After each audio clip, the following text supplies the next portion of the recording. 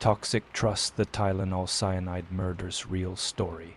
Imagine opening a small, ordinary bottle, the crinkle of a paper seal promising safety, relief, normalcy. Now imagine that same soft rattle hiding an invisible killer, a grain of white death. No eye could see, no nose could smell.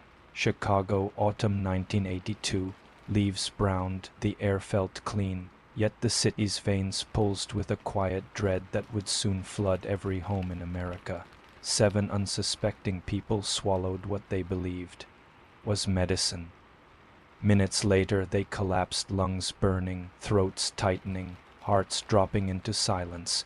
The killer never showed a face, never left a fingerprint, yet crawled into bedrooms, kitchens, hospitals, whispering, "Take me, trust me, swallow me." This is a real story, and tonight you'll walk the same linoleum floors, twist the same caps, and feel that same cold shiver of betrayal. We will track the specter in 8 chilling chapters, from the first innocent pill to the final panicked broadcast, until the only thing louder than sirens is your own heartbeat. Close the medicine cabinet. Dim the lights, let the fear seep in, because once trust turns toxic, it never truly heals. Chapter 1. The First Swallow. 12-year-old Mary Kellerman woke before sunrise, her bedroom still awash in lavender shadows that clung to the corners. Like sleepy ghosts, rain had drummed Chicago's rooftops all night, and the gutters outside her window gurgled a slow metallic lullaby. Mary's forehead throbbed, nothing dramatic, just the dull pulse of a brewing cold. She padded to the hallway. Bathroom, the linoleum cool against her bare feet, and flipped on a buzzing fluorescent light that painted her reflection a sickly green. On the second shelf sat a squat white bottle ringed with confident red, Tylenol Extra Strength 100 capsules, its safety seal boasted in block letters. "For your protection," Mary trusted that promise the same way she trusted seat belts and bedtime prayers. She twisted the cap, click KK, and the plasticky scent of binding powder drifted up. Faint but oddly metallic, 2 half-red, half-blue capsules slid into her palm, tiny patriotic torpedoes loaded, unbeknownst to her, with a warhead of death. A quick sip of faucet water, a happy gulp, and the capsules disappeared down her throat. She rinsed the cup, set it upside down, and started to turn away. Then her stomach lurched, heat flash boiled beneath her skin. Dizziness jackknifed through her skull. Mary clutched the sink. Her vision fractured like shattered safety glass. She tried to call for her parents, but the only sound that escaped was a thin, surprised croak. 30 seconds after ingestion, her heart hammered like a frightened bird. At 1 minute, it misfired. At 2 minutes, it strangled itself into silence. When Mary's father, Dennis, heard the thud and found her on the tiles, her lips were already dusk blue, her pulse missing entirely. Paramedics arrived in neon jackets, their radios hissing. They shocked, pumped, pleaded, but the monitors stayed flat, a grim horizon with no sunrise. At 6:45 a.m., the attending physician signed the certificate. Cardiac arrest, cause unknown. Cause unknown echoed through the corridors like an unfinished sentence. Nurses exchanged looks that said, 12-year-olds don't just die, but bodies were stacking faster than logic could keep up. Across town, 31-year-old Adam Janus finished his shift at the post office feeling under the weather. Nothing serious, maybe the same seasonal bug everyone seemed to have. He stopped at the Jewel supermarket on his way home, grabbed milk, bread, and a fresh bottle of Tylenol, then drove to his modest house in Arlington Heights. After lunch, he told his wife he just needed to shake the chills, took 2 capsules, reclined in his La-Z-Boy, and closed his eyes. 10 minutes later, a damp gurgle escaped his throat. His arms convulsed. The recliner rocked as though an invisible fist had punched him in the chest. By the time his wife dialed 911, Adam's pupils were fixed. Within an hour, he too lay on a gurney with the same cryptic verdict: sudden cardiac collapse, grief-wrapped. The Janus household in raw silence. Adam's younger brother Stanley and sister-in-law Teresa arrived to comfort the family. Tears swollen, exhausted, they reached for the same Tylenol bottle, one capsule each, to compounding headaches from crying. They swallowed in unison, shared a broken sigh, and collapsed nearly side by side on the living room carpet. 3 coffins would leave that house before sunset. The Cook County Medical Examiner's Office. Veteran toxicologist Dr. Helen Jensen stared at 2 autopsy reports that made no anatomical sense. Lungs were pink instead of sickly. Hearts showed no scarring. Brains were pristine. Yet every victim's blood reeked of bitter almonds, the signature scent of potassium cyanide, a compound so lethal that a single grain could black out consciousness in seconds and carve through tissue like acid. She dashed into the corridor, waving the charts. It's cyanide. "We're dealing with mass poisoning," she declared. Police eyes widened. Reporters smelled lightning. Within hours, squad cars screeched up to pharmacies, yanking Tylenol from shelves. Helicopters thumped overhead, filming frantic suburbanites, dumping medicine bottles into trash cans like cursed relics. Chicago's mayor cut into afternoon programming with an emergency bulletin that froze every living room. "Do not consume Tylenol in any form. Seal all bottles." The killer's method is unidentified and still at large. Phone lines melted under the flood of calls. Ears filled with trembling citizens convinced each hiccup meant cyanide. Pharmacists barricaded store doors. Employees wearing dishwashing gloves tossed capsules into biohazard bags that hissed when they hit the bottom. Trust had leaped off a rooftop and sanity dangled by its fingertips. But who had weaponized trust? Investigators entertained every nightmare. A psychopathic employee sneaking capsules off the production line, an extortionist sabotaging random bottles to tank Johnson & Johnson's stock price, a serial poisoner craving headlines instead of handwriting on ransom notes. FBI agents in windbreakers canvassed warehouses, comparing lot numbers, jotting serials on clipboards as forklifts beeped like anxious heart monitors. Each recovered bottle told a partial story. Holes poked under the lid, gelatin seams lifted. Cyanide crystals spooned in with devilish precision. Yet no pattern revealed itself. Capsules surfaced in grocery chains, corner pharmacies, even hospital vending machines. It was as if the poisoner had drifted through Chicago's northwest suburbs, sprinkling death like confetti, vanishing before cameras could blink. Reporters churned out headlines darker than midnight ink. Terror in a bottle. Cyanide stalks suburbia. Medicine cabinet murderer still free. Parents duct-taped bathroom doors. Teachers confiscated cough drops. Pastors preached vigilance from pulpits once reserved for salvation, and somewhere, maybe in a dingy motel, maybe next door, the architect of chaos tuned every television, savoring the national panic. Meanwhile, funerals began their grim procession. Mary Kellerman's casket, child small and cloud white, rolled past rows of classmates clutching wilted daisies. Murphy, the family beagle, whined beside the pew, sensing his girl would never toss another tennis. Ball.T, the Janus Memorial, 3 hearses lined up like dominoes. The priest's voice cracked on amen. Chicago's autumn leaves fluttered down like descending prayer cards, each one a reminder that innocence can bruise overnight. The public demanded answers, but detectives found only dead ends. Cameras captured them squinting at spreadsheets under harsh fluorescent bulbs, faces drawn, coffee cooling untouched. Lab technicians in moon-white suits sifted through pill fragments with tweezers slick with nerves. Every avenue circled back to the same impossible truth. Someone, anyone could have done it, and everyone was at risk, night after night. Televisions glowed blue across the Midwest as shaken anchors repeated the casualty count. 7 souls so far. Rumors whispered of hidden victims, untested capsules, silent deaths mislogged as heart attacks.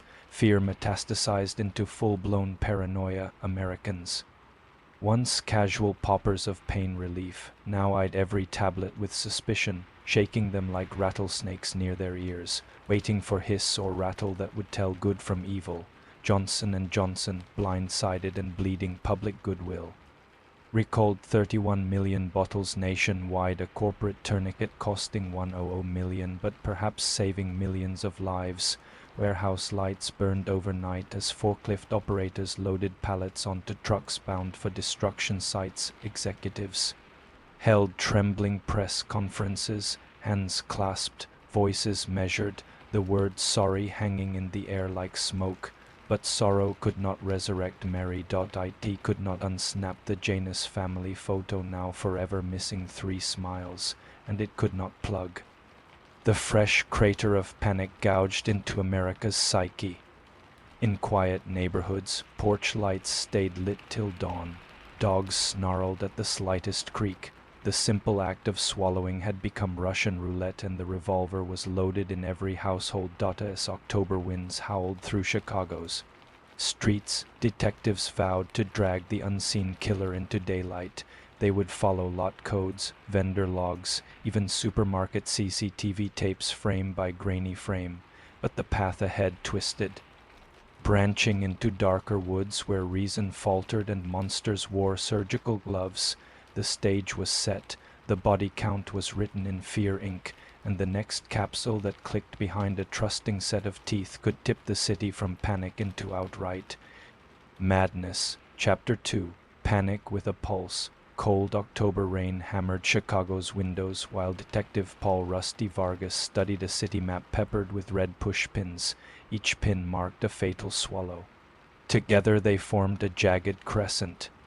Across the northwest suburbs, a grim constellation of bedrooms and bathrooms. Rusty's coffee sat cold and oily, but he kept drinking, trying to rinse the metallic taste of helplessness from his mouth. A police scanner rattled behind him, more frantic calls about strange smells, collapsing neighbors, toddlers clutching Tylenol bottles like live grenades. Most calls were false alarms. Some were not. Every hoax drained resources, leaving less muscle to hunt the real phantom. Across town, in a brightly lit FDA field lab, toxicologist Dr. Helen Jensen leaned over a microscope. Beneath the lens lay a Tylenol capsule she had sliced open like a tiny coffin. Inside, crystalline cyanide glittered, star-bright and wicked, waiting to shred human tissue. Even through a respirator she could smell the faint Tommen sting. One careless breath, she thought, and I become the next headline. Her tape recorder clicked on. The killer's chemistry is crude but precise enough to stay invisible until digestion, she whispered. Murder by handshake, lethal, casual. Intimate. Technicians in white bunny suits catalogued lot numbers. MIC 2880, MD 2202, ME 1910. Different factories, different warehouses, all poisoned after they left the production line. The tampering had happened under fluorescent grocery store lights while shoppers compared toothpaste a foot away. Horror hiding in plain view, draped in routine. On October 1st, every American breakfast show cut from pancakes to panic. A red banner screamed Tylenol terror, national alert. Kitchens fell silent. Parents dumped medicine cabinets into trash bags. Pharmacists unplugged their phones after the 1,000th angry call. Johnson & Johnson executives convened a war room and, in 7 terrified minutes, voted to recall every single Tylenol product in the country. 31 million bottles yanked from shelves, a corporate tourniquet costing $100 million. Semi-trucks groaned away from warehouses, their familiar logos plastered over with yellow hazard placards. News helicopters followed, narrating like war correspondents. Those trailers carry potential death of pharmaceutical apocalypse on 18 wheels. Stock analysts called it corporate suicide. Ethicists called it moral necessity. Consumers muttered, "Too little, too late." As fear metastasized, rumors spread faster than facts. A Detroit DJ insisted antihistamines were next. A Phoenix tabloid screamed Coke cans laced with lye, and sold out before noon, no evidence required, doctors erected. Triage tents outside her doors, blood tests spun day and night, centrifuges clattering like maracas of dread. Most results read negative, but panic refused to vacate. School assemblies taught children to ask a grown-up before any pill the way previous generations practiced nuclear duck and cover. Church bulletin boards replaced him lyrics with capsule lot numbers to avoid. Halloween loomed, and parents whispered about canceling trick or treating. If medicine wasn't safe, could candy be? Trust had died overnight, and no one knew how to bury it. FBI headquarters buzzed like a hornet nest. Special Agent Claire Baradois, a forensic linguist with an owl's gaze, sifted through thousands of taunting letters mailed to newspapers. One note, typed in courier with no fingerprints, froze her blood. 7 is sacred, but 7 is only the start. Count your bottles, count your breaths. I am the echo in your medicine cabinet. Beneath the words, a crude sketch of the cyanide. Molecule smirked like a cartoon skull. Hoax or manifesto? Claire logged every quirk of grammar, every misplaced comma, hunting a ghost in the typeface. Detective Vargas worked the street angle, interrogating ex-employees fired from Tylenol plants, M-Lab dropouts, and collectors of pharmaceutical memorabilia. He knocked on the door of Fred Miller, a disgruntled machinist whose basement reeked of solvents and paranoia. Under a single bulb, Fred spat. I hate the suits at J&J, sure, but I ain't no baby killer. Polygraph. Needles wobbled. Nothing concrete stuck. Yet gossip nearly lynched Fred in the courtroom of public panic. Meanwhile, Dr. Jensen performed autopsies on the capsules themselves. Under ultraviolet light, she saw telltale scars, tiny needle holes, razor pries resealed with glossy glue that fluoresced electric blue. She dictated findings in a weary monotone, weaving victim stories into science. Mary Kellerman's bottle from Lotmic to 880, bought at a jewel in Elk Grove Village, held a single pierced capsule, 65 milligrams of cyanide, enough to kill. A grown man, Adam Janus, died from Lot MD 2202, purchased hours earlier at another jewel. 2 capsules were tampered, enough poison to slaughter a horse. His brother Stanley and sister-in-law Teresa swallowed from the same bottle and died on the living room floor, their hearts stopping within minutes of each other. Paula Prince, a flight attendant unwinding after a trip, bought Lot Me 1910 at a Walgreens on Chicago's north side. 1 capsule laced with 70 milligrams ended her life alone in her apartment. Mary Reiner, a new mother, unsuspectingly ingested cyanide from Lotmic to 880 sold by Osco in Winfield.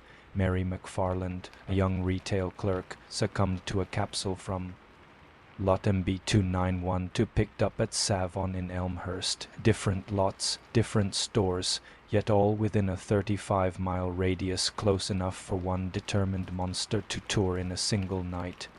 And except for the Janus brothers, every victim was a woman, caregivers by nature, healers turned casualty. Jensen shuddered. Was the killer mocking compassion itself? While lab lights burned past midnight, engineers at Johnson & Johnson raced to birth a guardian angel, the triple seal package.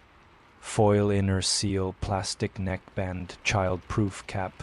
Machinery shrieked, steel gears scorched fingers, but every hour shaved from production felt like lives rescued from the abyss. Emergency FDA approval arrived before dawn. Pharmacies traded.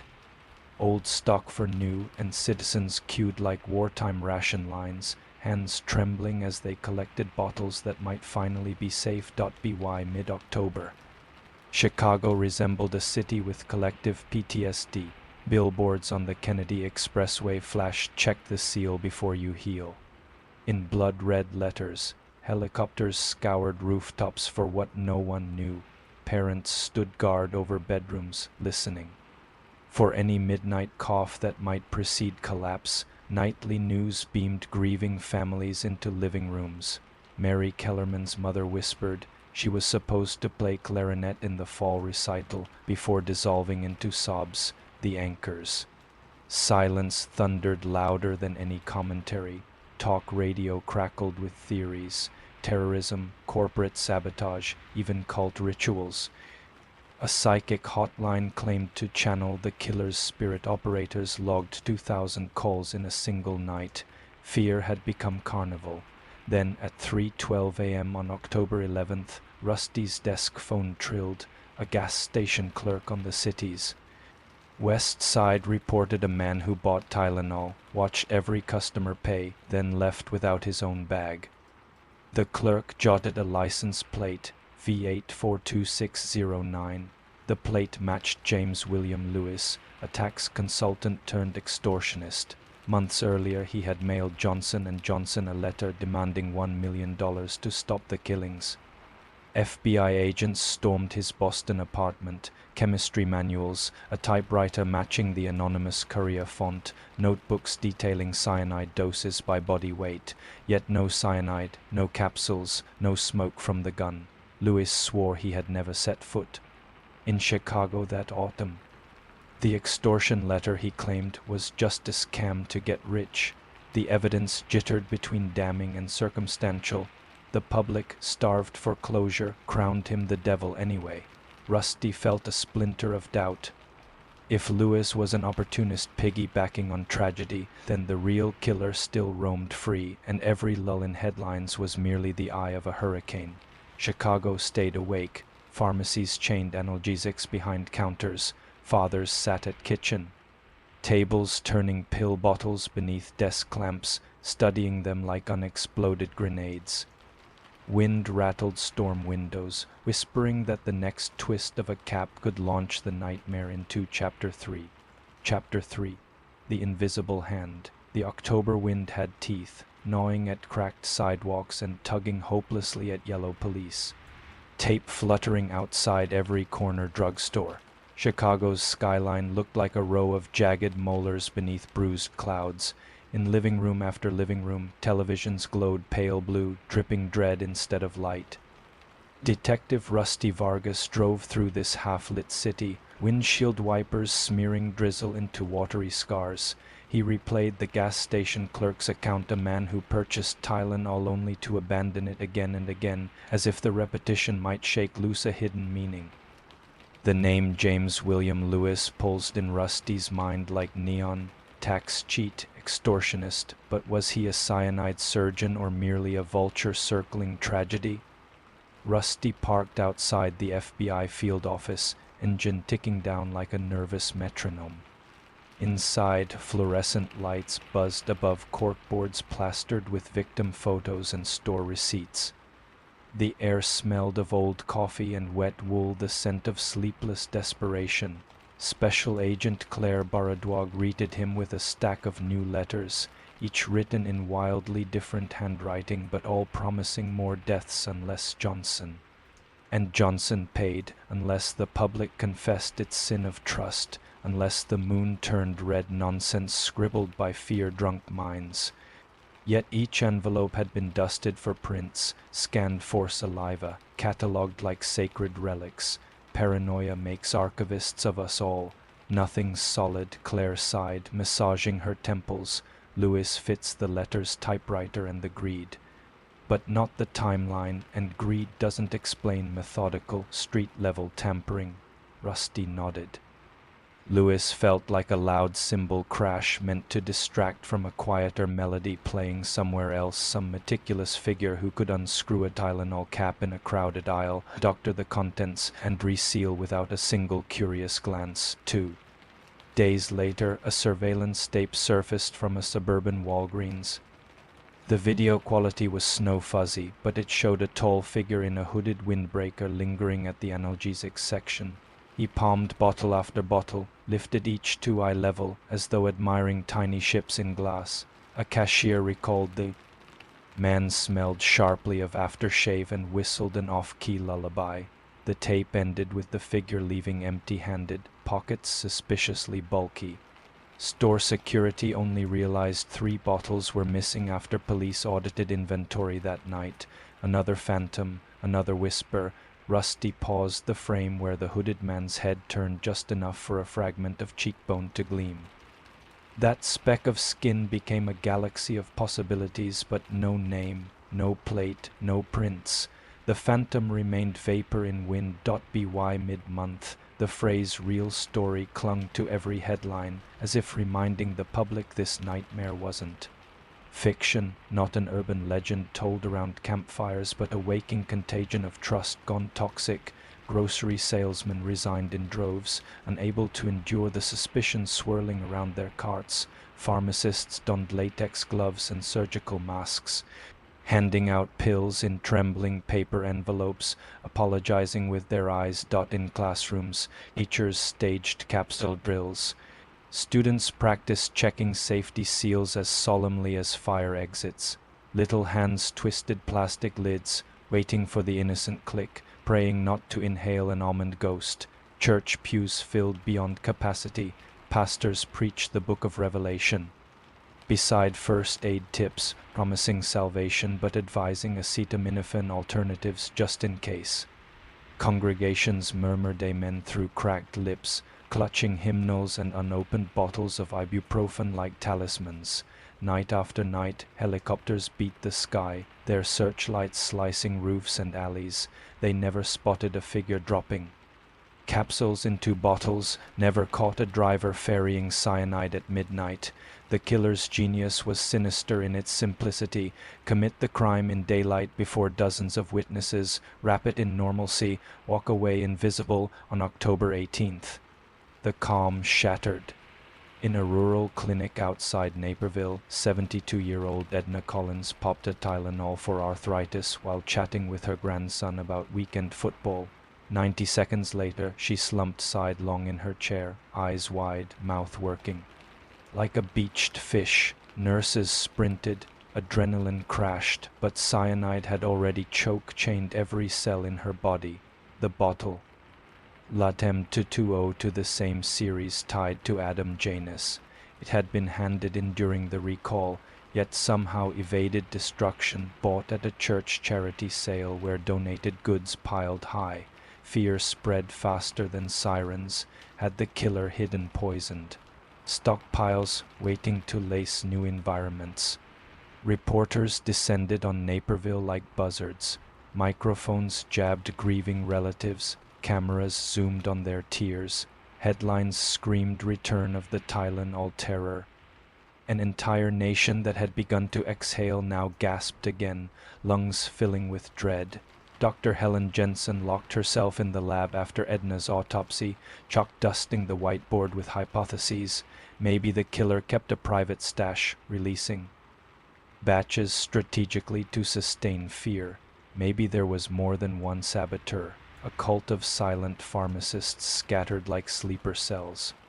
Or maybe, and this theory nibbled her sanity, the killer simply enjoyed watching the chessboard of national emotion, moving pieces with each fatal capsule. The motive might be the panic itself, she recorded, voice hoarse. Cyanide is just the ink. The real story is the terror he writes across the country.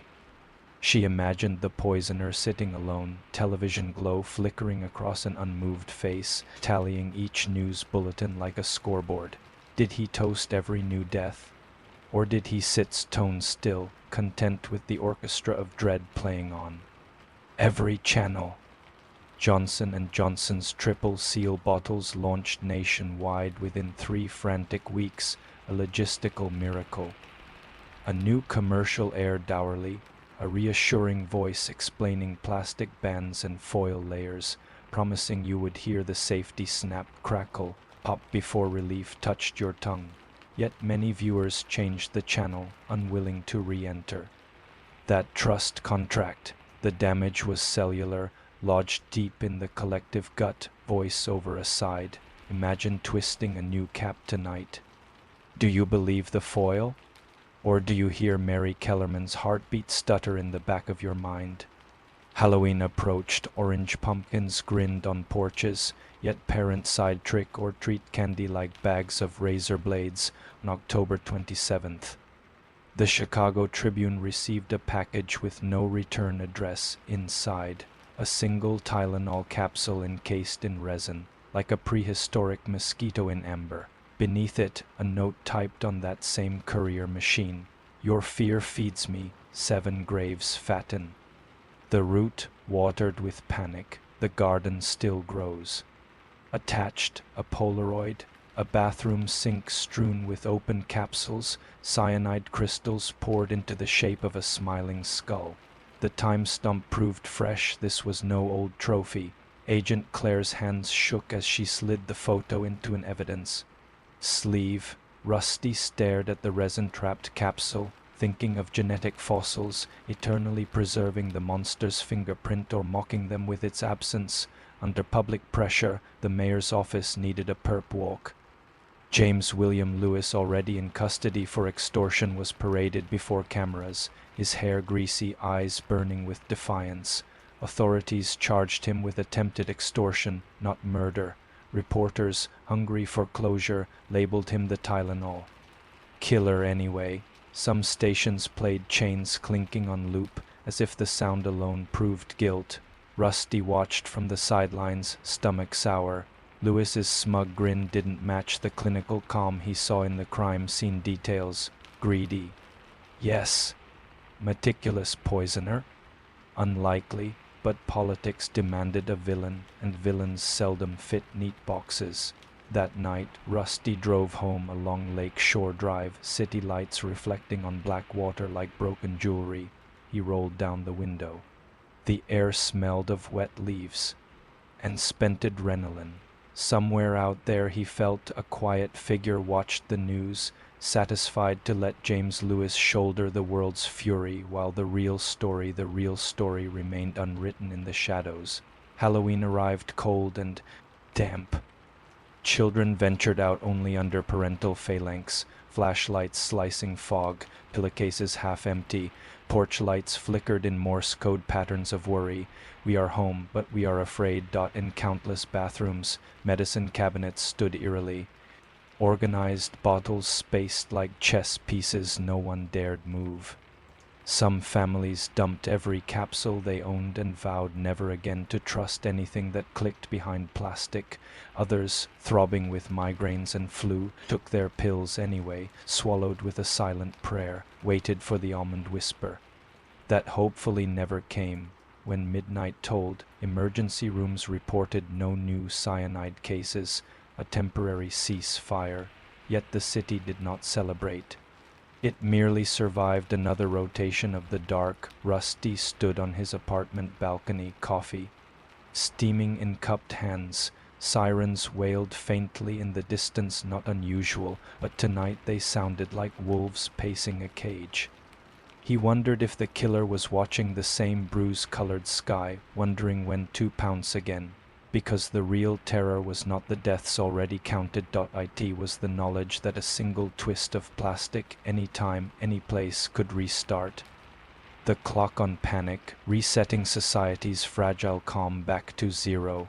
Chapter 4. The Pulse of Paranoia. Chicago's early November air is raw, a knife humming just beneath the skin of every pedestrian.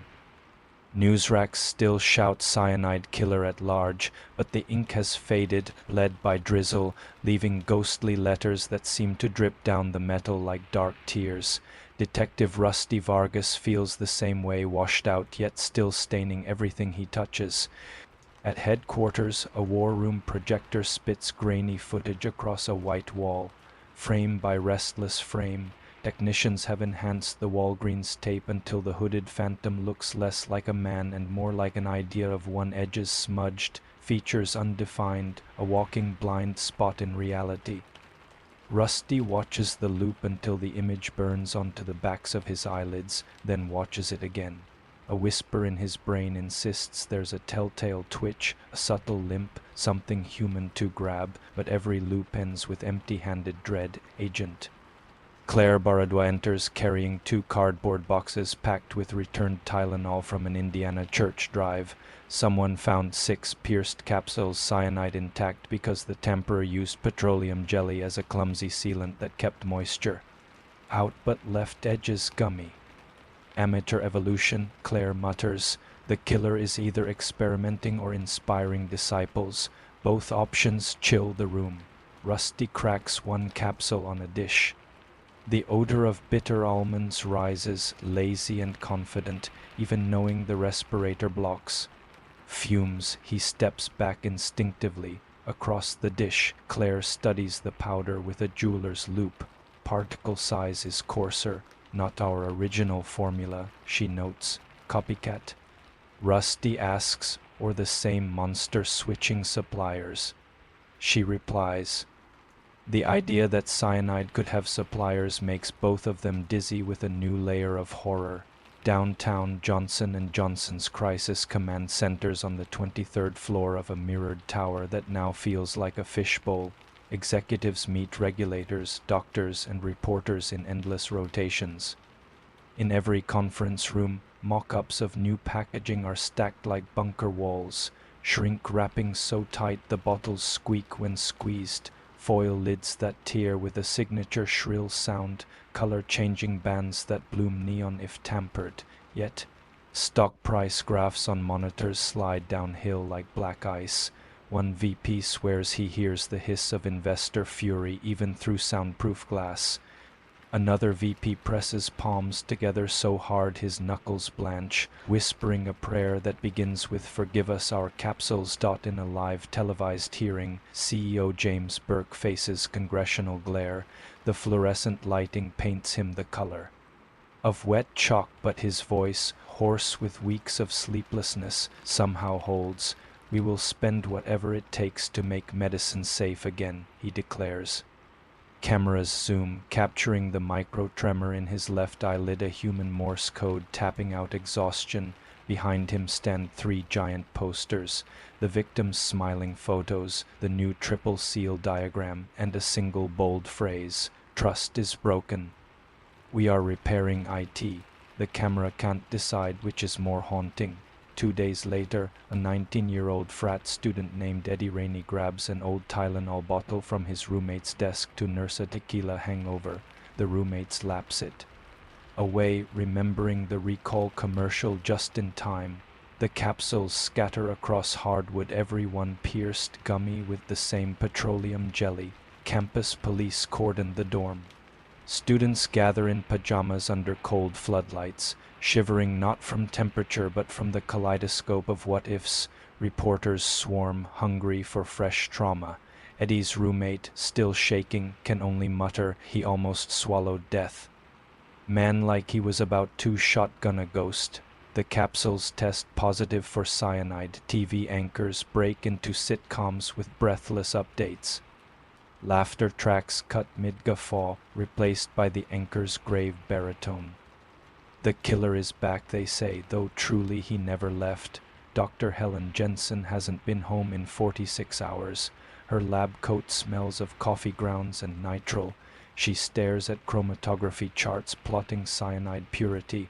The original batches showed 95% pharmaceutical-grade toxin. The new ones hover near 80%, laced with industrial impurities. She records a new hypothesis in her cassette. The killer's first batch came from a lab he trusted. The second from a cheaper, dirtier source, maybe because law enforcement choked supply lines, maybe because he's improvising. That improvisation could make him sloppy. Sloppiness breeds clues. She flips the tape, voice cracking. The real story may crack under pressure. We keep squeezing. As she hits stop, a junior tech bursts in, brandishing a market receipt recovered from a jewel dumpster. It lists Tylenol, rubber gloves, superglue, and 2 Dr. Jensen's shock petroleum jelly. Timestamp 7 hours before Edna Collins's death. Paid cash. Camera above the checkout malfunctioned that night. Fate is stingy with luck. On November 10th, the Cook County morgue receives a small padded envelope. Inside, a single undeveloped film roll and a folded index card. No writing, no threat, just a smudge of cyanide on the card's corner that sets off lab sensors. Cautious as bomb techs, agents develop the roll. Frame after frame shows blurry supermarket aisles, pain relief shelves, bottles in gloved hands, caps unscrewed beside a metal funnel. The last shot is crystal clear, a wristwatch face reading 3:06 a.m., the minute hand painted with a drop of blood. No human face enters the frame, yet the watch gleams like an accidental signature, a sliver of identity flashed without realizing. Claire enlarges the watch brand model, a limited edition diver from 1978 sold in only 2 Chicago jewelers' records. Show 36 units purchased, 29 traced to owners, 7 unaccounted. Rusty circles the list of missing serial numbers in red, heart thudding like a slow snare drum. Sleep is a rumor Rusty no longer believes. He dreams in 30-second hiccups between phone calls, dreams of twisting caps that hiss like snakes, of little Mary Kellerman reaching for a clarinet that melts into a red and blue capsule. He jolts awake, sweat salty, hearts printing .T for 23 a.m. His landline rings. A raspy male voice whispers, "Count the bottles, count your breaths," then hangs up. Caller ID is a luxury of the future. Rusty is left with dial tone and gooseflesh. He logs the incident, knowing every crank thinks he's part of the show now, but the cadence matches the first courier letter. Real? Mockery? Nightmare overlapping? Reality? He pockets his service pistol for the first time off duty since the killings began. Meanwhile, local tabloids run. On Cyanide Alley, a stretch of discount warehouses rumored to sell chemicals, no questions asked, undercover. Officers discover bins of lab reagents beside bargain detergent, cash only. They seize ledgers greasy with fingerprints, but every print belongs to workers or teenagers buying party smoke bombs. No cyanide buyers surface. The killer remains a vapor, seeping between legal cracks. In the suburbs, neighborhood watches bloom like frantic mushrooms. Retirees patrol Walgreens aisles, pretending to shop while secretly filming anyone who lingers too long. A mother's club offers $5,000 for tips leading to an arrest. Bake sale money weaponized for justice, yet fear curdles goodwill. One shopper tackles an innocent pharmacist restocking shelves because she saw him pour something. The pharmacist breaks 2 ribs. The pills were placebo samples. Paranoia is now the city's second bloodstream. By Thanksgiving, Johnson & Johnson's sealed cap redesign has spread to rival brands. Plastic shrinks and foils blossom across every cough syrup, vitamin, even mouthwash. I'll trust, once a quiet assumption, is now a checklist of audible clicks and visible bans. Families carve turkeys under the watchful eye of news anchors commentating on tamper-proof everything. Between bites, relatives discuss exit plans. If the killer hits their zip code, aunts pass mashed potatoes with one hand, clutching child-proof lids with the other. Gratitude feels thin, but it is gratitude. They survived to eat one more holiday meal without hearing the almond whisper. Yet at 11:47 p.m., while the city digests and dishes pile in sinks, a janitor empties a mall trash can and finds an empty cyanide canister. The label reads hydrogen cyanide, technical grade, made in USA. Police swarm. Cameras flash, tests reveal trace residue, fresh within 12 hours. The killer prowled crowded corridors stuffed with shoppers and Christmas decorations and walked away unseen. Rusty stands in the shuttered mall beneath glowing angels strung from the ceiling. Their foam faces smile down, haloed by fluorescent light. He imagines the killer strolling here hours earlier, invisible among jingles and sale signs, planning Chapter 5 while holiday music piped joy to the world. Rusty whispers to those angels, or maybe to himself, he's not done, not even close. The mannequins do not answer, but their painted eyes follow him out into the dark. Chapter 5. The stench of suspicion. A December dusk slithers across Chicago like a bruised ribbon, streetlights flickering alive one by one. their halos smeared by freezing drizzle. The city bustles with holiday traffic horns, carols, impatient footsteps, but beneath the tinsel hum there's a dull, sour undertone, the bitter almond dread that hasn't loosened its grip since Mary Kellerman's last breath. Detective Rusty. Vargas sits unblinking behind the wheel of an unmarked sedan parked outside Meridian Chemical Supply, an aging brick warehouse on the industrial fringe. Through wiper streaks he watches forklifts trundle pallets of drums into loading bays. 3 hours earlier, a freight manifest flagged a suspicious order, 30 kilos of technical-grade potassium cyanide purchased with cash by a man using the alias Richard M. Duke. The pickup window closes tonight, and Rusty's gut insists. The phantom might emerge from these shadows to claim his poison. Inside the warehouse office, a lone clerk nurses a thermos and flips through a football magazine. Rusty studies him through binoculars. No hooded windbreaker, no diver's watch, just boredom and fluorescent pallor. Still, every nerve in Rusty's spine prickles. He can almost taste metal on his tongue, as if cyanide vapor were already bleeding into the air. Hours crawl, midnight. Nears, snow begins as a hush of static, frosting the windshield. Rusty rubs sleep grit from his eyes just as movement stirs near Dock 4. A figure steps from a rented panel van, tall, lean, head hidden beneath a knit cap. He strides with unsettling calm, hands gloved, shoulders squared like a man returning. To a favored ritual, Rusty's pulse spikes. He keys the radio mic, voice low, suspect approaching entrance, hold tight. A backup unit idles 2 blocks away, waiting for his green light. Rusty wants to pounce now, yet fear of spooking the phantom holds him frozen. If he bolts and the killer slips away, dozens more could die before Christmas lights dim. The figure presses a buzzer. The clerk opens the steel door, glances at paperwork, shrugs, waves him inside. 5 agonizing minutes pass.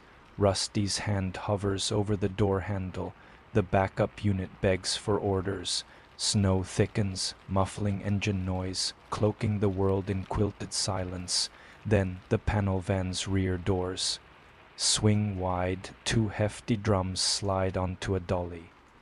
Rusty's heart slams. Cyanide too much for any legitimate purpose outside of mining, certainly not in metropolitan Chicago. He grabs his pistol, shouts into the mic, "Go, go, go." Tires screech in the night, but the suspect's head whips. Around with preternatural reflex, he drops the dolly, darts behind a stack of pallets, and vanishes deeper into the gargantuan warehouse maze. Officers flood the loading dock, weapons drawn, boot soles pounding frozen puddles. Rusty tears through aisles of chemical barrels and towering shelves, the air stinging with ammonia and cold sweat. Somewhere overhead, a skylight clanks open, a rope ladder thuds against a steel frame. By the time Rusty reaches the spot, he catches only a silhouette darting across the warehouse roof, disappearing into snow-blurred darkness. His flashlight beam dances over boot prints already filling with flakes, evidence dissolving before his eyes. They impound the van, gather paperwork, arrest the bewildered clerk, yet the purchase order proves to be forged with a stolen driver's license from a man who died in a car crash 6 months prior. The phantom remains smoke, and 30 kilos of cyanide are still unaccounted for. 2 days later, Dr. Helen Jensen hunches over a jeweler's bench in the crime lab, magnifying loupe strapped to her head like a crown of obsession. Her fingers trace the diver's watch-in. The Polaroid, brushed stainless bezel, distinctive nick at the 4-minute mark, a custom shark mesh bracelet. She cross-references vintage catalogs, locates the exact model, one of only 3 sold with that bracelet upgrade. Owner 1, a suburban dentist, dead 5 years of cancer. His widow produces the watch pristine, locked in velvet. Owner 2, a yacht mechanic in Kenosha. Alive, watch lost during a Lake Michigan storm in '79, owner 3. Records blurred, the jeweler's sales ledger lists cash sale and a partial phone number, digits smudged by spilled ink. Yet Helen notes a faint imprint of 3 numbers pressed into the next page by the jeweler's heavy handwriting. Under infrared, the ghostly digits bloom. 260. Rusty cross-checks phone directories from 1978, handful of landlines ending in 260.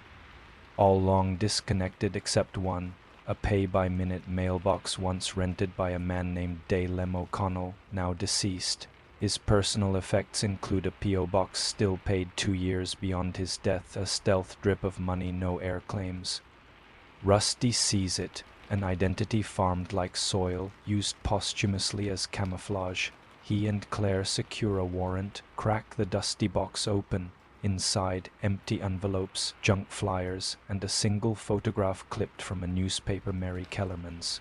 Smiling school portrait, on the back in neat block letters, "Trust dies last." Rusty imagines the phantom selecting that child's face, pinning it inside a private shrine of terror, powering himself on grief as methodically as he loads cyanide into capsules.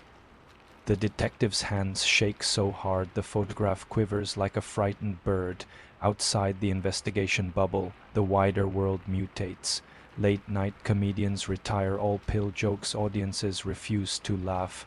Manufacturers of rivalacetaminophen brands bankroll ads that depict their capsules melting into syringes of poison, then reforming as safety-sealed tablets you can trust. Consumers don't buy it. Millions abandon capsules altogether, cracking aspirin with spoons, fearing hollow molds inside. In kitchens, families conduct morbid science. Parents slice random over-the-counter capsules, dumping powder on plates. Sniffing for almonds, children watch wide-eyed while their guardians perform chemical autopsies under toaster light. Christmas wish lists include board games, action figures, tamper-proof pill cutters. Local radio airs cyanide countdowns. Hourly segments recapping days since the last confirmed poisoning.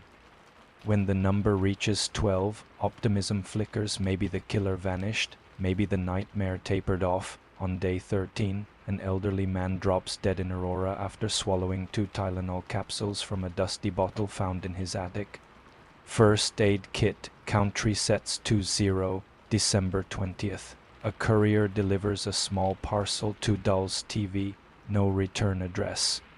Inside, a child's music box ballerina, her porcelain face cracked, dress flecked with crystalline powder.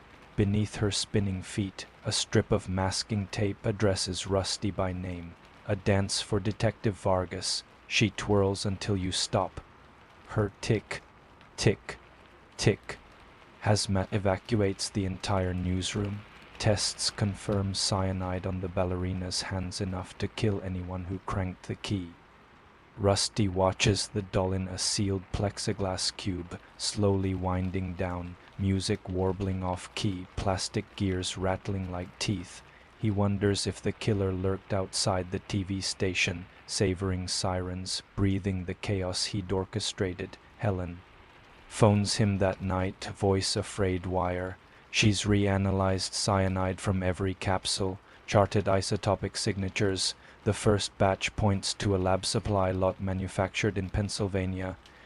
The newer impurities trace back to a Texas mining supplier. 2 distinct sources. Either the phantom traveled thousands of miles or someone else joined the dance. Rusty feels frost up his spine. We might be hunting a duet, Helen says, each word bitten off, or a choir. Rusty whispers, dry-mouthed. Snow falls thick on December 24th, wrapping skyscrapers in muffled quiet. Downtown storefronts glow with wreaths and sale signs, but few shoppers venture out. Churches prepare midnight mass. Priests bless baskets of newly sealed communion wafers, joking darkly about tamper-proof hosts. Rusty drives lonely streets, patrol lights off, letting The cruiser glide over untouched snow. He watches silhouettes in apartment windows, families touching foreheads, couples passing mugs of cocoa, a child shaking a present by one ear, normal life resisting the choke of terror.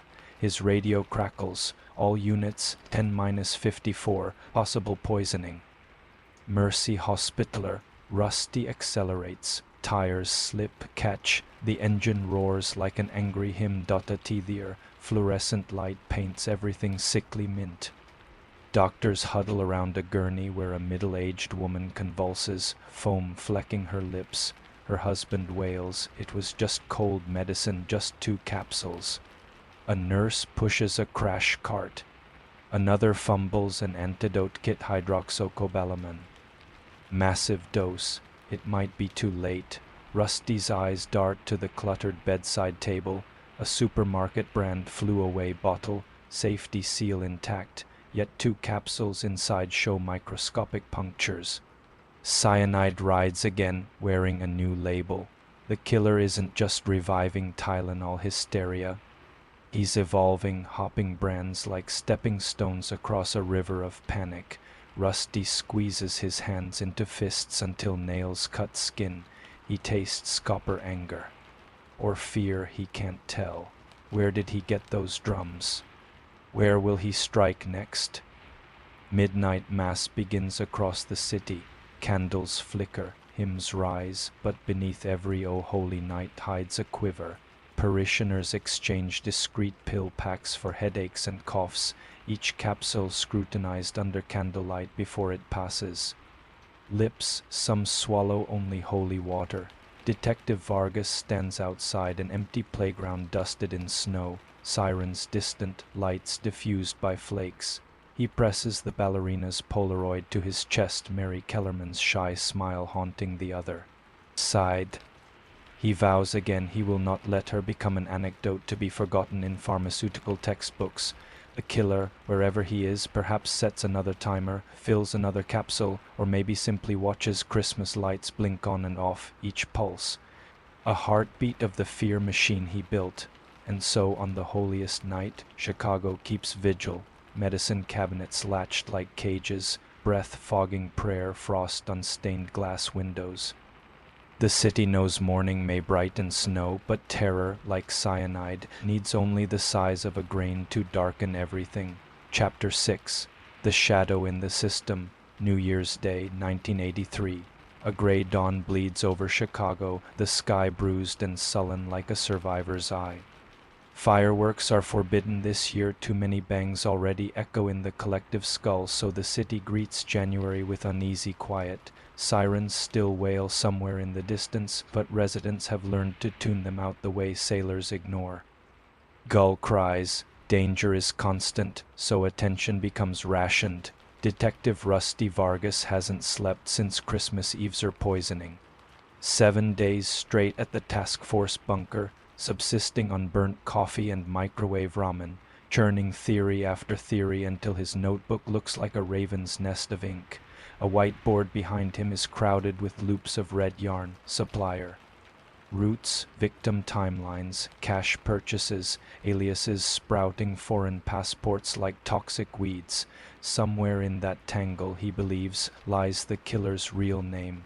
Across the room, Special Agent Claire Baradwa peers into a slide viewer, cycling through Kodachrome photos of pharmacy aisles. Her shoulders slump with every click. Each frame is a nearly identical still life, neat rows of analgesics, fluorescent glare, no hooded phantom bending over bottles. But on slide 73 she pauses, in the far mirror of a cosmetic scent cap.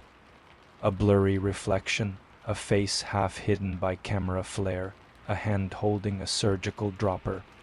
The time stump predates Mary Kellerman's death by 4 days. Claire's pulse flutters finally, a pre-strike image. She calls Rusty over.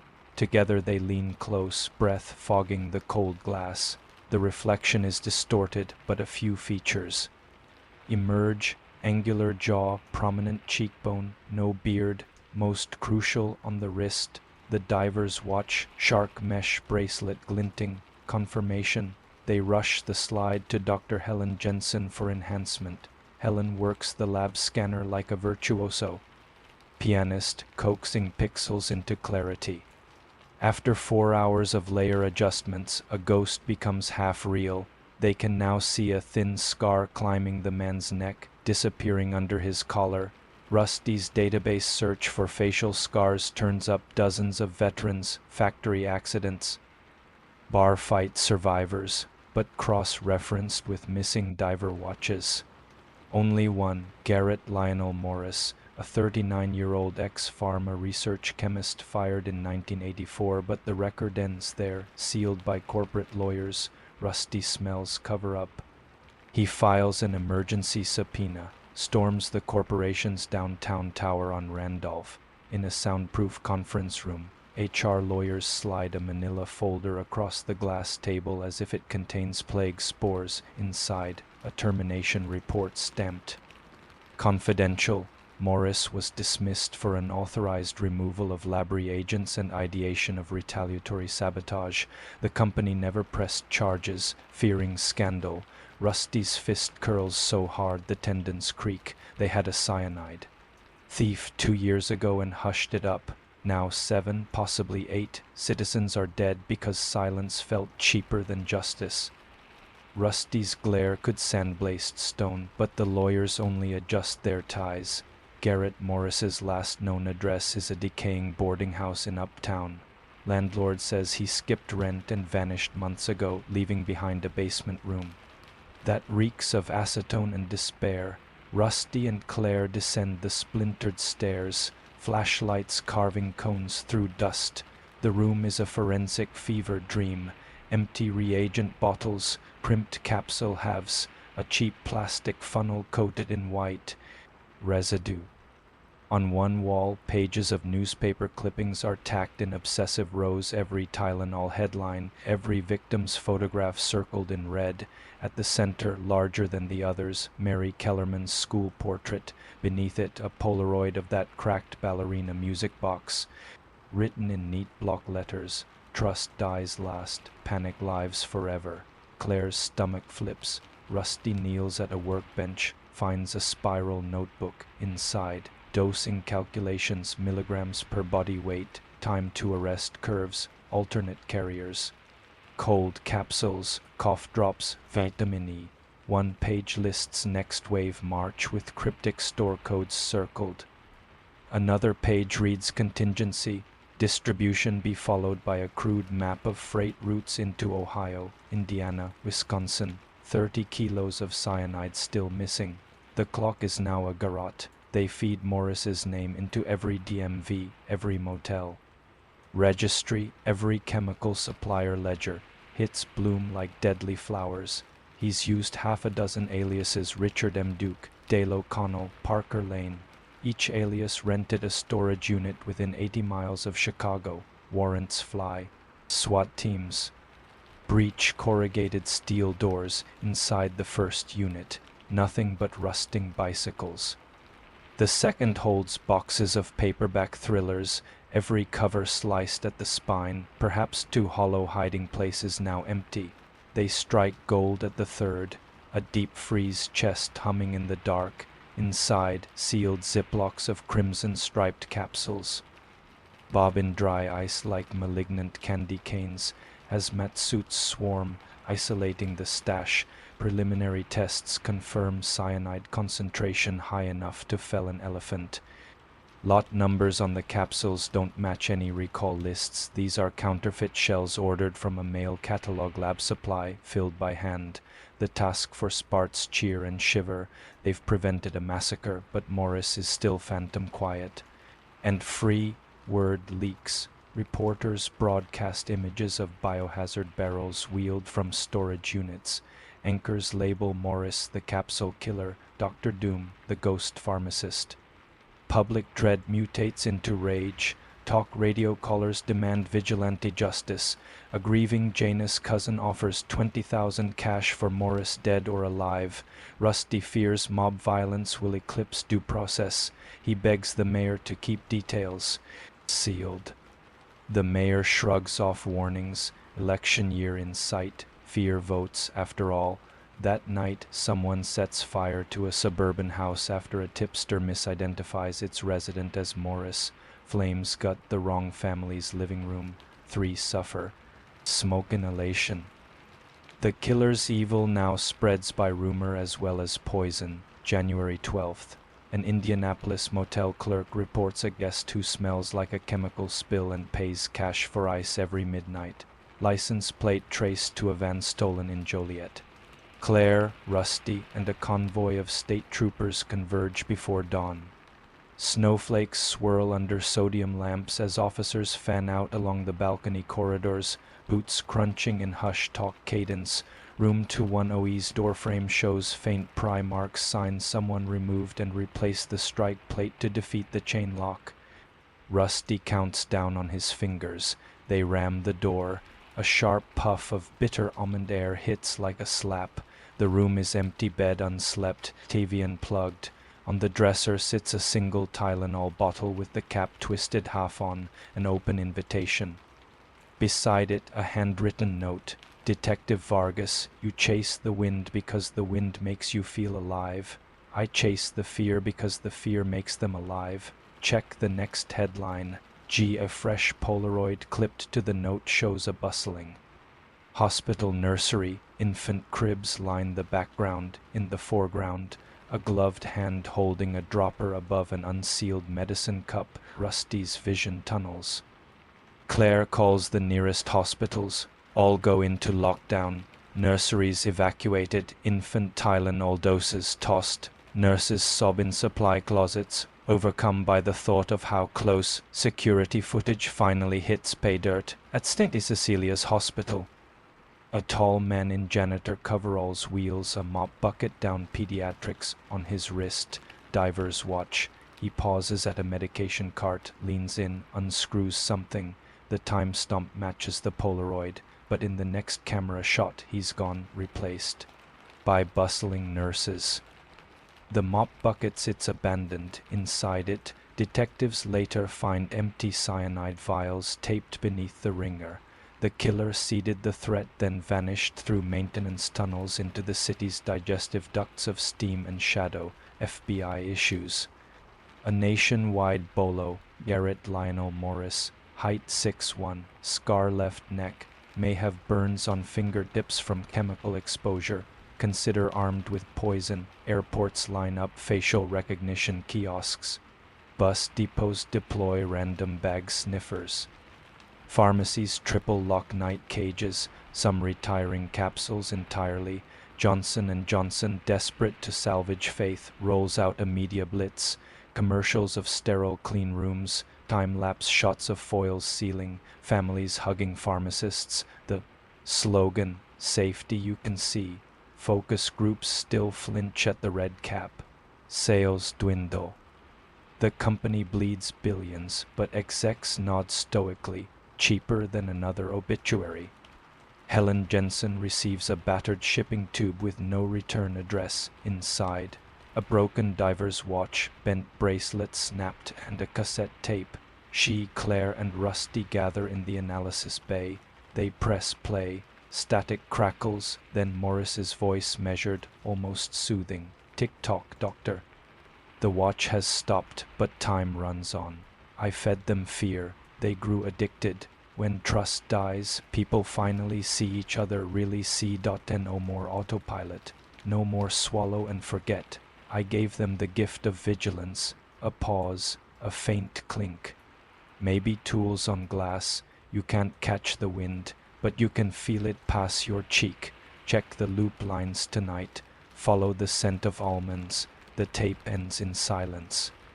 Rusty's radio erupts simultaneously.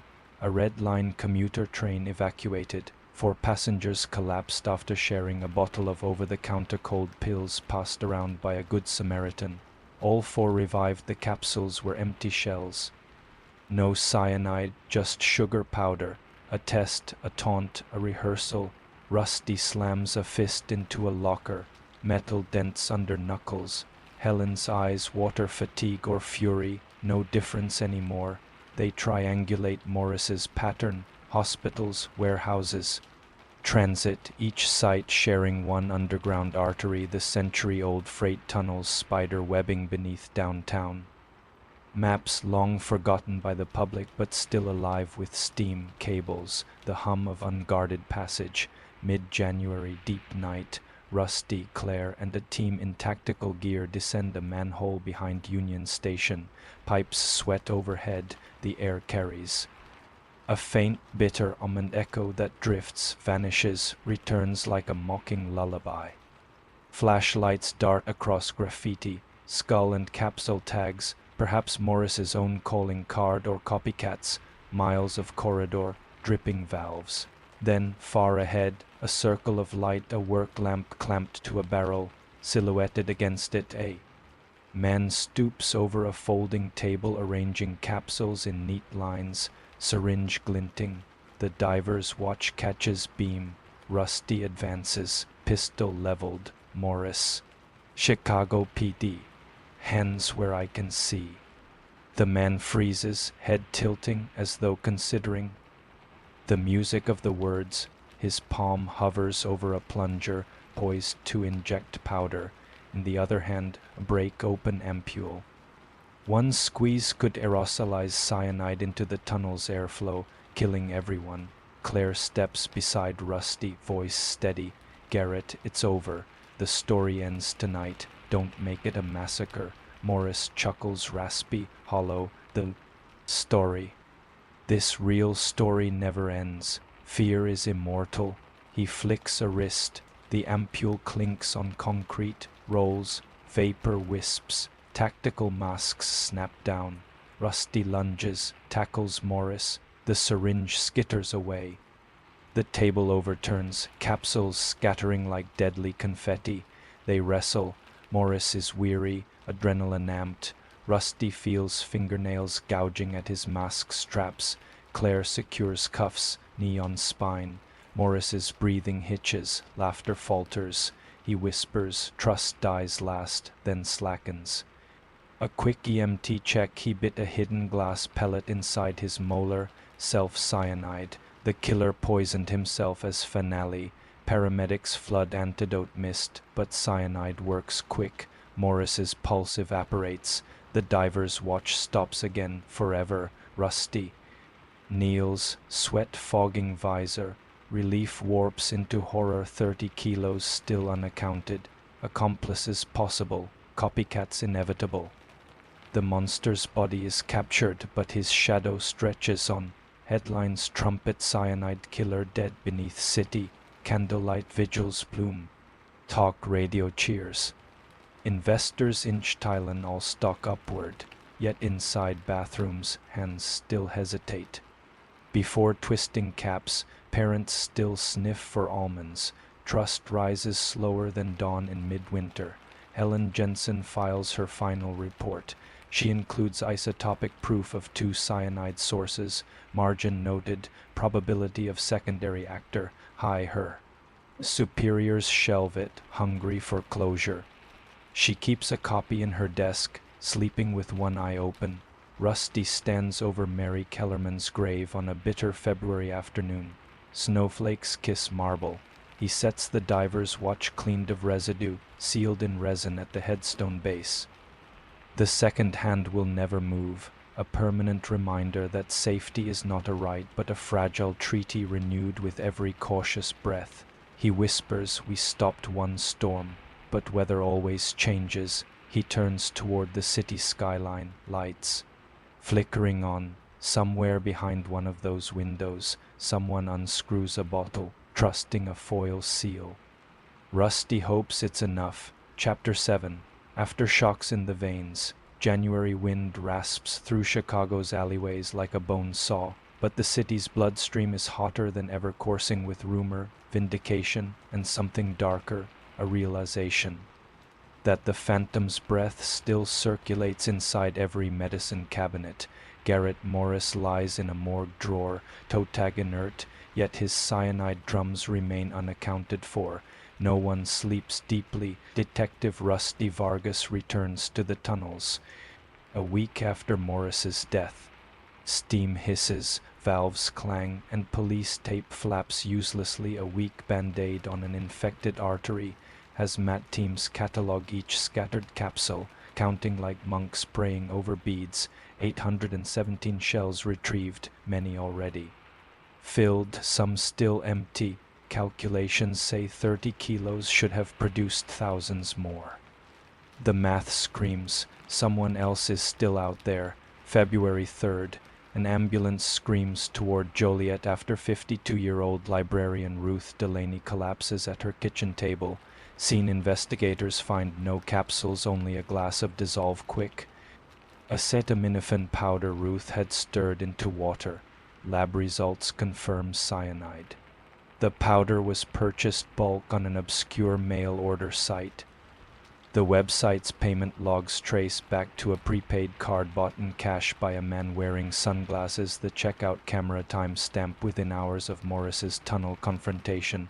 Rusty's lungs hitch. Garrett was cuffed or dead at every point along that timeline. Someone picked up the baton before it fell. Special Agent Claire Baradois scours Morris's boarding house notebook. A corner margin reads, B5 drops 2 meters Bodo B. Companion? Back up. The phrase gnaws her brain. She overlays freight route scribbles with Joliet pharmacy deliveries. Perfect alignment. Morris built redundancy the way others build insurance. Trust no single point of failure. A week later, Duggan Radio receives a cassette. Static hums, then a voice smoother than Morris, unhurried, female. Garrett preached distrust. I will practice it. This is a real story with no hero. Can you taste the almonds on the air? One breath, one swallow, and your faith evaporates. No name, no threat count, just a breathing lesson in terror. The station airs a censored excerpt. Switchboards erupt. Listeners swear they recognize the lilt, an ex-teacher, a choir singer, a grocery clerk. Fear is a funhouse mirror. Every reflection looks guilty. Claire runs spectrographic analysis on background hum, isolates a faint clang identical to a metra. Yard switch, too broad to pinpoint. Still a breadcrumb. City officials host a televised forum, promising transparency. Citizens pack the auditorium like tinder. When a commissioner assures the threat is neutralized, someone screams from row 5, tell that to Ruth Delaney. The room detonates into shouts. A bottle sails, shattering on stage. Tear gas isn't deployed, but trust fractures. In real time, broadcast live, Rusty stands backstage, watching civility rupture. He remembers Morris's taped words, fear makes them alive. Now the city pulses with that dreadful vitality, hyper-alert, sleepless, cannibalizing its peace. Dr. Helen Jensen, eyes red from midnight microscopes, discovers microscopic glass shards. Embedded in Delaney's stomach lining, pulverized ampule fragments identical to the molar pellet Morris used. The new killer adopted his final trick. Either an acolyte studied autopsy notes or Morris trained a successor. She pulls latent prints from capsule debris found near Morris's corpse to unmatched partials, one male Morris, one female. Aha. Helen cross-references hospital employment files. A nurse once disciplined for stealing opiates. Belinda Shaw, long vanished, last address a foreclosed bungalow in Cicero.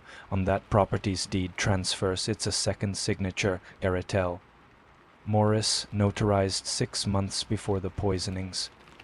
Rusty exhales a single unsteady laugh. The monster kept a partner across town the whole time. February 19th, pre-dawn. Tactical vans crawl toward the bungalow. Frost-crusted windows glare like cataracts. Inside, SWAT cameras spy dozens of 5-gallon buckets labeled drain cleaner. Chemical sniffers flash crimson high cyanide content. A bullhorn orders surrender. Silence answers. Officers breach. A gaunt woman bolts down the basement stairs, clutching a metal canister. She yanks a valve. Hiss explodes, bitter almond fog billowing. Masks slam down. Visibility 0. gunfire pops single shot. When vapors clear, Belinda Shaw lies prone, cyanide bloom around her like poisonous snow angel wings. In her clenched fist, a Polaroid of Garrett's diver watch next to Mary Kellerman's obituary clipping, on the back scribbled, 2 notes in the same chord. Paramedics pronounce her dead. Self-inflicted pistol wound. In death she denies interrogation.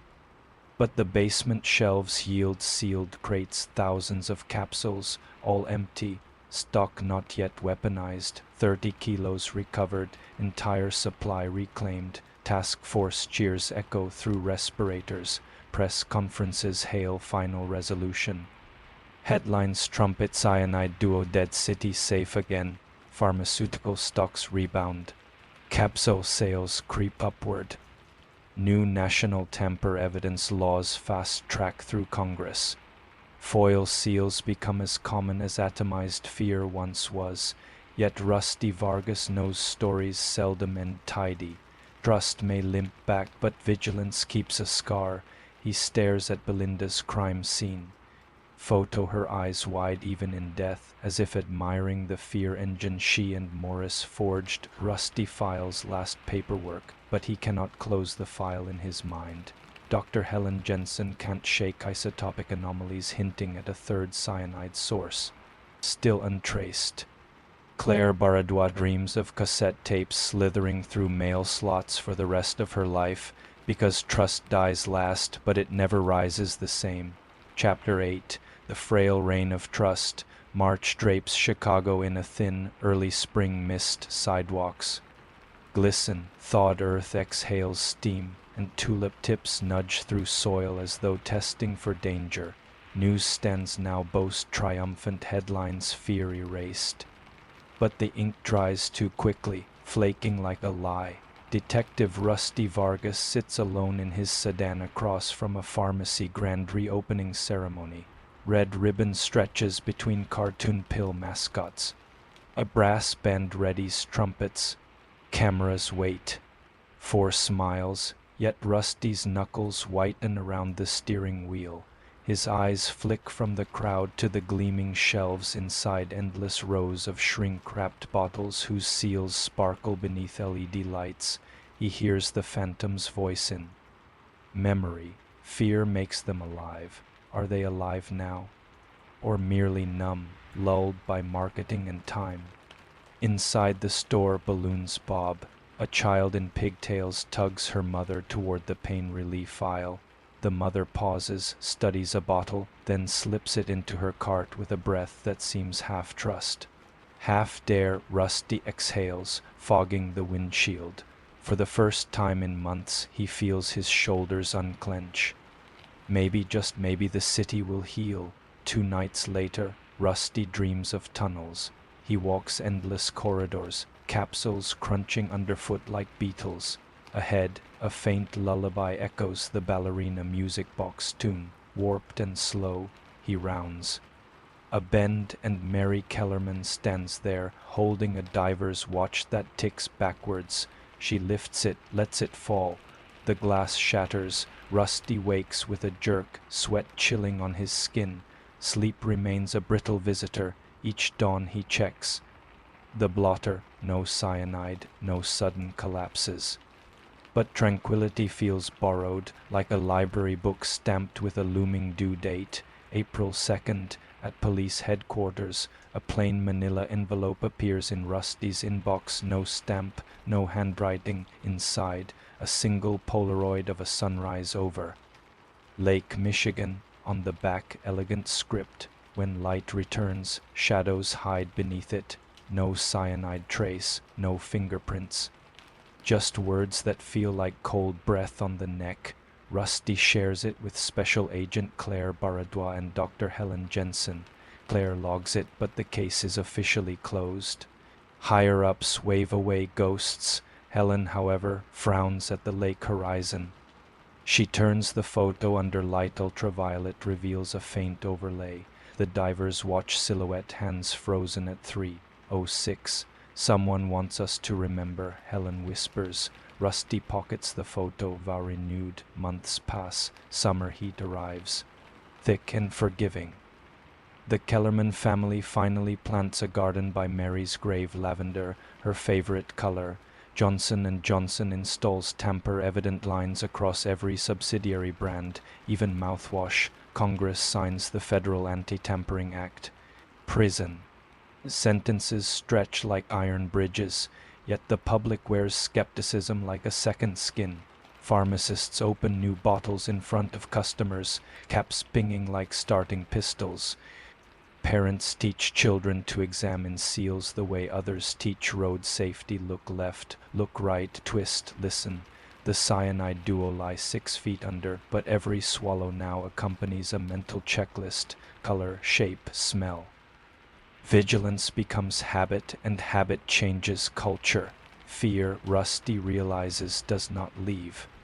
It simply learns table manners and takes a seat. On September 29th, the one-year mark, a live memorial airs from Millennium Park. Candles flicker against the skyline. Names of the dead roll across a jumbo screen. Rusty stands among the crowd, hands clasped. When Mary Kellerman's photo appears, the hush is so pure it feels sacred. Mayor, clergy, victims' families speak of resilience. Cameras zoom on new blister packs laid at a granite monument engraved, "In Memory Trust, taken too soon." A choir lifts a hymn. Rustling leaves answer. For a moment, the city breathes as one organism, scarred but intact. Rusty feels a tap on his arm. Helen hands him a lavender ribbon. "For Mary," she says. He pins it over his heart, feels its weight anchor him to purpose. Late that night, Rusty drives to the lakefront alone.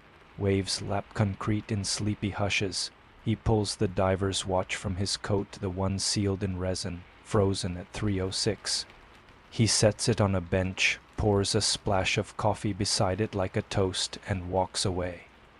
The city's lights glimmer on the water, forming distant constellations of red and blue, capsule colors reimagined as stars. He speaks to the dark shoreline. "For every trust you shattered, we built a seal. For every fear you sparked, we sparked. Vigilance, you wrote panic in cyanide. We answer in caution." Wind answers with a low moan through railings.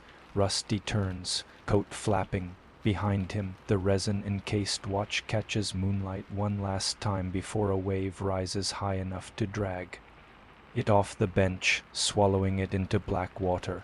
Rusty does not rush to save it. Let the relic sink. Let new stories surface, ones where safety is questioned, verified but never blindly accepted. He heads toward his car, shoulders finally lighter. The killer's reign has become a cautionary echo. Yes, but echoes fade and living goes on. He starts the engine. The radio plays a late-night host joking about how even vitamins now wear armor. The audience laughs, real, genuine laughter. Rusty smiles, a small victory tucked in the corner of his mouth. And somewhere, perhaps in another city, someone unscrews a bottle, sees the bright foil staring back, and because of Mary, because of Adam, because of every life interrupted, pauses long enough to make sure the hiss they hear is safety, not threat. Trust is frail, but tonight it draws breath. That is enough. If you felt the chill of this real story, remember, vigilance saves lives. Check every seal before you heal.